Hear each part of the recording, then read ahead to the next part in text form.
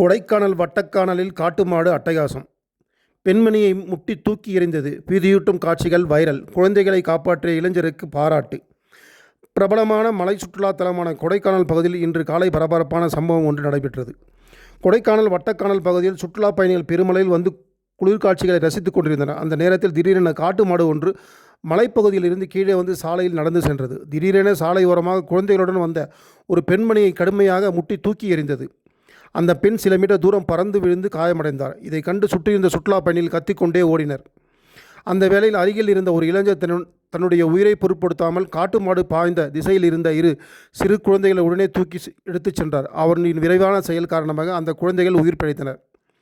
இந்த சம்பவம் அங்கிருந்த சுற்றுலா பயணிகள் எடுத்த மொபைல் கேமராவில் பதிவாகி தற்போது சமூக வலைதளங்களில் வேகமாக வைரலாகி வருகிறது. இதில் காட்டு மாடு பெண்ணை முட்டி தூக்கி எறிவதும் பின்னர் மக்கள் பீதியடைந்து ஓடுவதும் குழந்தைகளை காப்பாற்றும் இளைஞரின் வீரச் செயலும் தெளிவாக காணப்படுகிறது. இந்த சம்பவத்தை தொடர்ந்து வட்டக்கானல் பகுதியில் சுற்றுலா பயணிகள் கூறியதாவது: இங்கு அடிக்கடி காட்டு மாடுகள் உலா வருகின்றன. இன்று நடந்த சம்பவம் நம்மை மிகவும் அச்சத்தில் ஆழ்த்திவிட்டது. சுற்றுலா பகுதியில் பாதுகாப்பு வலை எச்சரிக்கை பலகைகள் அமைத்து வனத்துறை கண்காணிப்பு பணிகளை மேற்கொள்ள வேண்டும் என அனைத்து தரப்பினரும் கோரிக்கை விடுத்துள்ளனர்.